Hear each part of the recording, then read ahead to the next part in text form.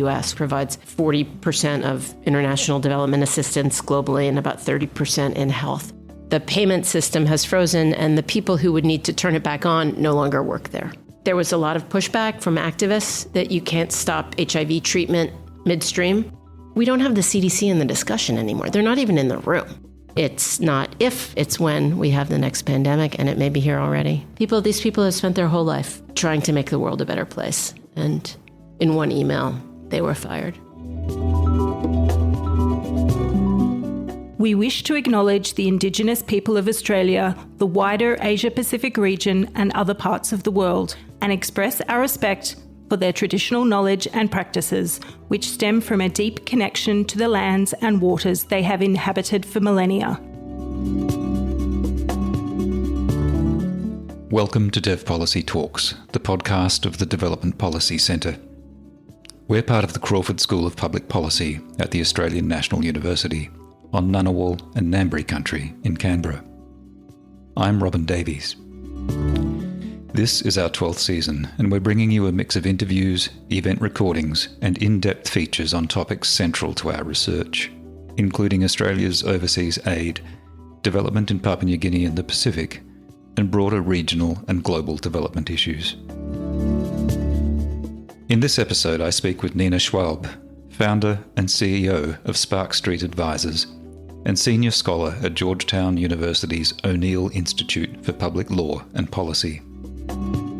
Nina has spent her career working on global public health, focusing on equitable access to medicines, vaccines, and health security. She has held leadership roles at Gavi, the Vaccine Alliance, UNICEF, and the US government's international COVID-19 vaccine distribution program. Nina recently visited Melbourne to deliver a public lecture under the auspices of the Australian Global Health Alliance and the Australian Institute of Infectious Diseases.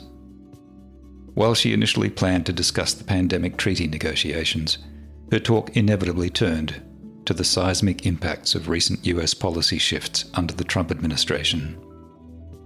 In this conversation, Nina reflects on these developments, from the US withdrawal from WHO to funding freezes affecting multilateral organisations like the Global Fund, as well as their implications for global health security. She also shares her insights into the ongoing pandemic treaty negotiations and what they mean for future responses to global health emergencies. My name is Nina Schwalbe. I'm the CEO and founder of Spark Street Advisors, which is a think tank based in New York, but with colleagues around the world. And we try to follow global health policy and influence it from time to time.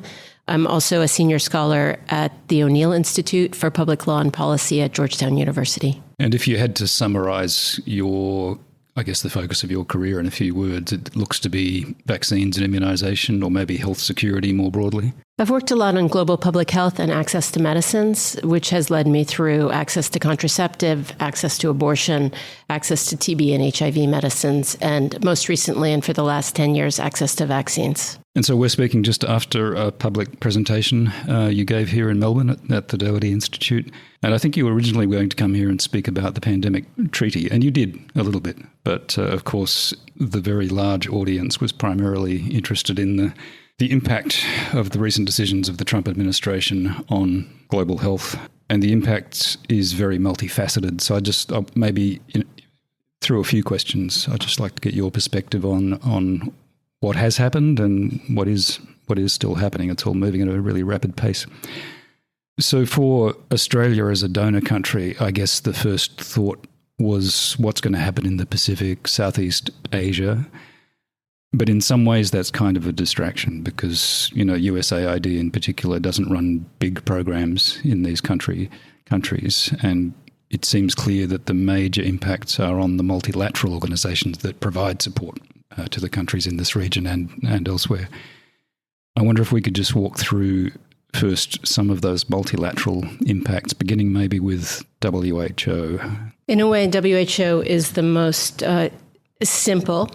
The U.S. has a provision whereby it can withdraw from the World Health Organization. And in theory, or technically, they signal that they're ready to withdraw, and then that withdrawal takes a year. They've signaled to the Secretary General that they want to withdraw. That withdrawal has been passed down to the Director General of WHO, and the process has begun for them to withdraw. The one trick to that is that the one-year withdrawal process was a process put in place by the U.S. Congress, and the U.S. Congress could decide to speed that up. So at this point, it'll be a year unless the U.S. Congress decides to speed up that process. And should they speed up that process, it will mean that the U.S. may not pay the money it owes WHO. So there's a couple of dependencies we're still waiting to see. That's one of the questions in my mind. Like, even if the US were to take the full year, is there any guarantee the administration will simply not stop paying even before the membership ceases? There is no guarantee that they will pay. I think some of the other UN agencies have been surprised that I think they assumed that when the Trump administration came in, their funding might be cut. And I think what surprised them is that payments stopped just as it did for NGOs and other recipients of U.S. foreign assistance. So the bank account just froze. Yes, and that seems to be a widespread report, that it's almost whatever the administration says about protecting certain projects or certain organizations, it's the payment system itself that's frozen. That's correct. The payment system has frozen. So there's a theoretical waiver for life-saving drugs that was put in place by Secretary Rubio, but the payment system has frozen, and the people who would need to turn it back on no longer work there. Now, the US accounts for, I think, around 20% of funding to WHO. That's correct. Do you have a good sense of how that funding is utilised by the organisation, where the impacts will specifically fall? I mean, in addition to fundamentally weakening its core finances? They fund so much. So in addition to their assessed contribution, which is their general contribution to the pot, they fund so many programs from maternal health to immunization, non-communicable diseases. Their funding really is emergencies, health emergencies. They're a very big funder to health emergencies program. They also have about 25 staff from the CDC who have been seconded over time, meaning their place of work is WHO. They've all been rescinded. So there's going to be impact felt across the organization. I think the immunization team is really going to suffer from lack of funding from the U.S., among others. And traditionally, a lot of those US staff have gone through the ranks in the US system, and then WHO and have risen to very senior level. David Heyman, for example, Epidemic Intelligence Service, then eventually running the health emergencies program at WHO. I think David, though, was he a CDC secondee when he was there? I don't know if he was a secondee, but there's certainly a well-trodden pathway. So there's the Americans that are within the system, and there are about 200 of those, and then there are also these highly specialized technical staff who are secondees, so they're essentially given for free by the U.S. government to work within WHO on U.S. CDC contracts. And it's worth noting that this is true in WHO country and regional offices as well. There are substantial numbers of US personnel seconded or embedded within those offices who have now just been told to not go to work. That's correct. The other aspect of, I guess, the impact on a lot of organisations, not WHO, because the US is simply leaving, is the whole set of requirements around DEI language, programs that could be perceived as promoting DEI. So in organisations where the US is potentially going to stay, they face, I guess, a conditionality about future funding. So let's move to the Global Fund, for example. Now, this is a huge organisation. It's had a major impact over the last 25 years. The US currently has a $6 billion commitment to it. You pointed out in the previous talk that one risk here is that it's only paid maybe $2 billion of that to date. Another risk, though, of course, is that the US will come in from a policy perspective and make any further funding in this term of the administration conditional on the cessation of certain programs or policies. Has that begun to happen yet with the Global Fund? It has not yet begun with the Global Fund. It is a worry, but it has not yet begun. And traditionally, the vertical health fund, the Global Fund, Gavi, the Vaccine Alliance, had very strong support within Congress and a fair degree of bipartisan support. Privately, that might continue to be the case, but do you see... It's really, The Global Fund is much more dependent on the U.S. than Gavi. The U.S. is an important funder of Gavi, but not one of its top three funders. It was during COVID and through the COVAX program, which helped provide COVID vaccines around the world. But in general, it's not the big three. It's about $300 million a year, so replaceable. With the Global Fund, it's $6 billion. It's a completely different scale of action. These two organizations traditionally have had bipartisan support, but there's no such thing as bipartisan support right now. It's all Republicans all the time, and they're voting with Trump. I spoke to a senator actually right before the election, and I asked him specifically about WHO, and I said, well, what do you think is going to happen this time? And he said, this time they know what they don't know. This time, they have the full Republicans behind them. So if there's a Republican majority, there will be no dissent. And this time, we don't have anybody to call in the White House. So his prediction was it wouldn't go well for WHO. There doesn't seem to be any real bipartisan support. And I think the show of that was the vote on our new Health and Human Services Secretary. That does raise a question about Gavi. Of course, as you say, the US is not as significant proportionally within the Gavi donor base, but still, do you think there will be a reflexive desire to get out of Gavi because of Robert F. Kennedy's views on vaccination? I try not to think about it. Yeah, again, it's for the future. I guess they simply... It's for the future. It's one day at a time. It's one day at a time, and we'll see what he does. And there are other big fish to fry. There are big fish out there to fry, and so who knows what he'll do next. I mean, I guess in the best possible scenario, he's destroyed health already, and he'll go after other departments, which he's doing.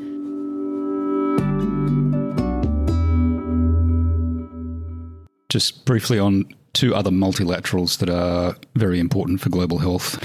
UNICEF, of course, has always been an organization led by an American, headquartered in New York. Do you think this is a case where the US is, I know it's hard to know, but do you think it's a case where the US is likely to continue its membership but seek to exert policy influence? At this point, the US has made clear that it wants to continue to engage in UNICEF.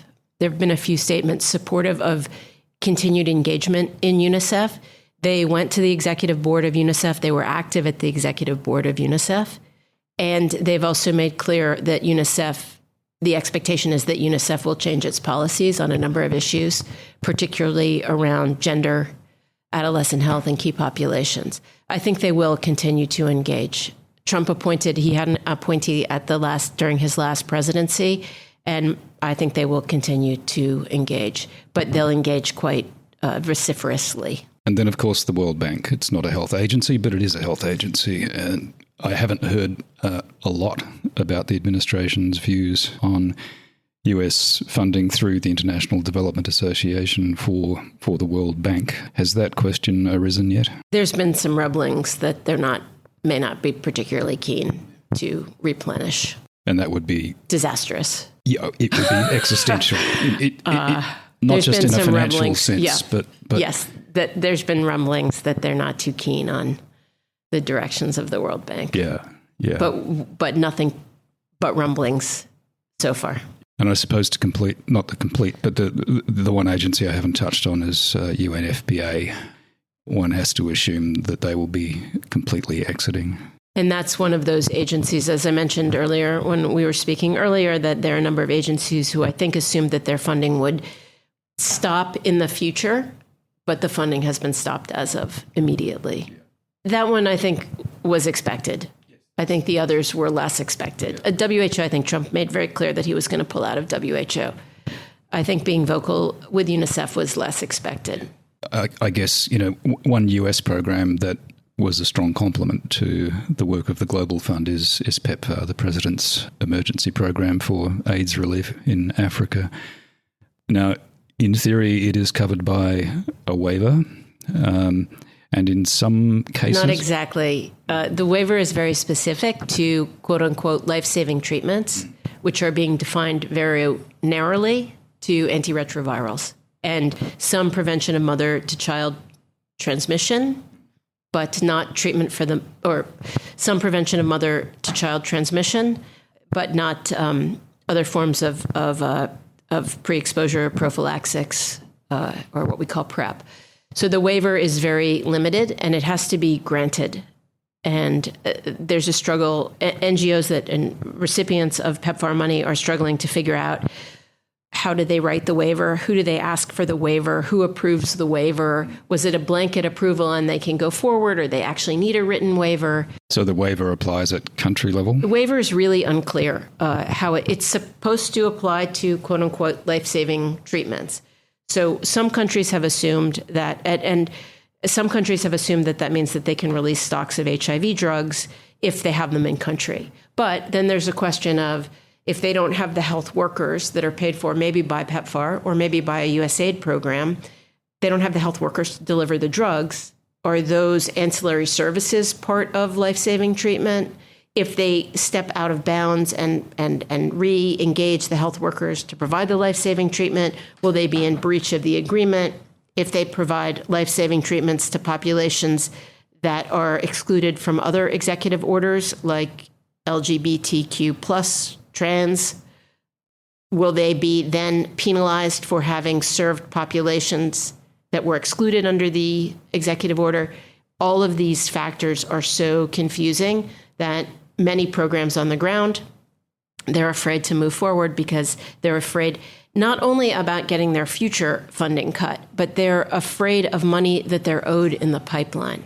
And they're afraid they won't be reimbursed for expenses that they've already incurred. Now, we've heard reports of malaria and TB treatment programs being stopped literally midstream. You know, half a queue might get services and the back half of the queue is told to go home. What's different in the mind of the administration about HIV? Why are HIV treatments okay and TB treatments are not? I don't expect you to be able to give me a logical answer, but I'm curious. I think it's probably the way in which those are funded. And the TB and malaria programs are funded through the U.S. Agency for International Development, and that has been given a blanket chop. And they've let off all but 600 staff, which are deemed essential personnel, and frozen most of the programming. The PEPFAR program is under the State Department, and that focuses specifically on HIV/AIDS, and it's a different mechanism. I think there was a lot of pushback from activists that you can't stop HIV treatment midstream. It's a very strong community. It's a strong global community, and it spoke out loud. And it had a bit of an ear of Rubio. Marco Rubio, our Secretary of State, has been a past supporter of PEPFAR. He knows what it is. And one hopes realize that maybe that was one step too far when a longer game plan could accomplish the same. So I think the difference isn't the life-saving treatment part, it's the source of funding, which made for that difference. That would be my guess. And it was very much a favourite program of the previous model of Republican, which sort of was Rubio, but yeah. That's correct. Yeah. I want to move on. I might come back to the US in my last question or two, but I wanted to move on to the pandemic treaty, in fact, and not so much in terms of the role of the US in the negotiations. In this case, they're just one party and they were never going to ratify the treaty. So what they do is, I guess, less important, and they're leaving the WHO anyway. But it's an important process. And if it is completed this year as expected, it will have been a very quick process by comparison with most global treaty processes, or even by comparison with the IHRs. Now, you've been tracking this very closely, and you also have a background managing the US government's international COVID vaccine distribution process during the pandemic. So you will have been on the government side of the table when people were accusing governments of vaccine hoarding and all of that. So what do you think is most likely to come through the negotiations? Will this just be an empty framework, or will there be aspects of it that do actually address some of the international collaboration or cooperation issues that arose during the pandemic? I think there's some strong parts to it, some commitments to change the way we think about research and development, to change the way we think about regionalization of vaccine production, perhaps still some progress on commitments to technology transfer, so there's more equitable production and distribution, thinking about surveillance as an important part of pandemic prevention and response. So there are still some important parts to it. And if and when it's ratified, and there's a conference of party that governs it, they can always further develop it. So I think at this point, if they can come to agreement in the next few weeks, there are 5 negotiating days left for the treaty. That's it. So there's hope, and that will happen in mid-April. There's hope that in the coming weeks between now and then, governments will work through what they call intercessional meetings and make some progress. And the 2 sticking points left are around really how much product will be set aside for low and middle income countries, and also how much low and middle income countries are willing to invest in surveillance. So they're 2 very technical but important and fundamental points. And if they can make progress on that, then they can get to a deal. And I think that will leave the world in a better place. So to take that second part first, clearly investments in surveillance, including surveillance of livestock and wildlife, not just human populations, requires funding, some of which will have to come from international sources.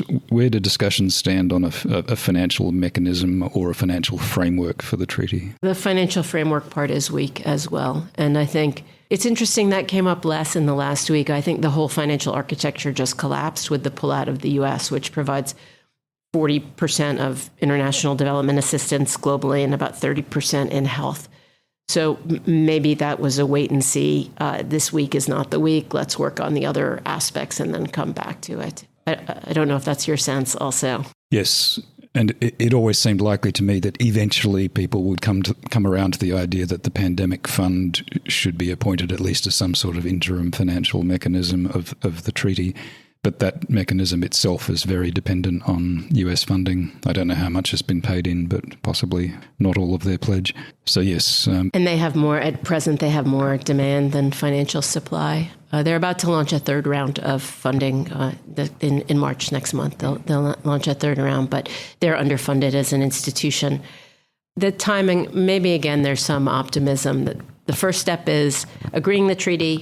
The second step is WHA endorsing it, 60 member states signing on, and then the treaty coming into force. And so there's time to also work through that period still on financing. And on the other point of contention that you mentioned, which is the set aside of vaccines, of pandemic vaccines. I mean, in theory, there is already an arrangement for pandemic flu vaccines that would set aside a certain percentage for developing countries, but it's never really been tested.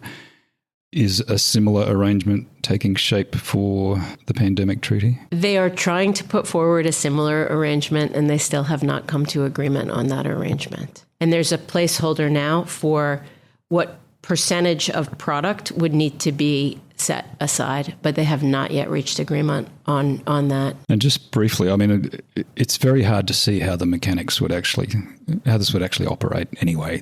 Let's say the world agrees that X percent, 10, 20% of some pandemic vaccine that is produced should be set aside for developing countries. The R&D and the production is pretty much always going to be done in the private sector, and the only leverage that the world has over the private sector is that they often receive virus samples for the purpose of vaccine production. How do you see this mechanism actually operating? I think that's a great and unanswerable question, and I think where they've landed is there's very little detail, and that's a big question. And there was a lot of debate and discussion over the last couple of years on should that mechanism, would it work? How would it work? Would it be within the WHO, outside of the WHO? And I don't think that the 12 lines of text in the current treaty really explain any of that. So for me, it's more of a symbolic gesture at this point, that it's a commitment to try to figure something out with a bar rather than a ceiling of how that would work. But how it would actually work in practice, certainly is not laid out in the current text. And you mentioned the alternative track or the parallel track, which is encouragement and support for regional vaccine manufacturing in places like South Africa or Indonesia or wherever it might be. Is there a sense that the treaty would do anything to facilitate the development of regional vaccine production?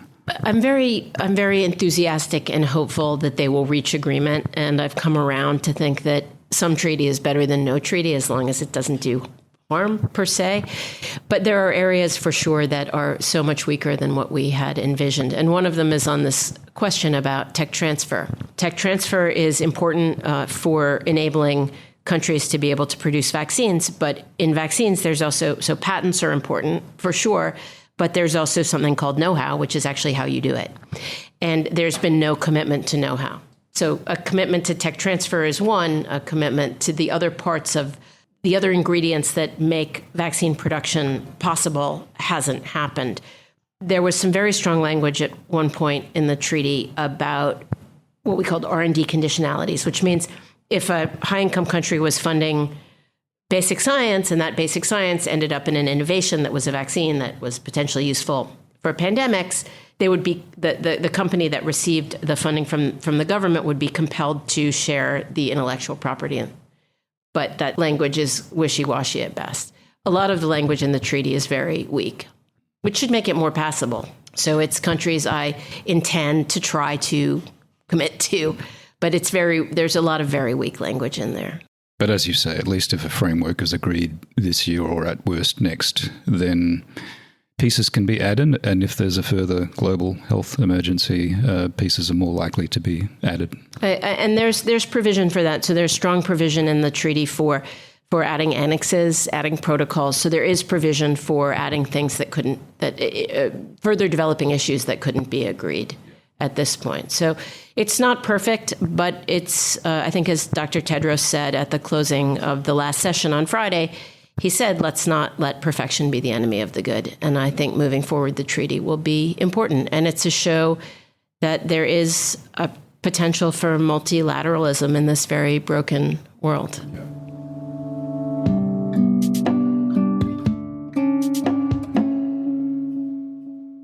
And in fact, the third area I wanted to discuss with you is in fact the next global health emergency.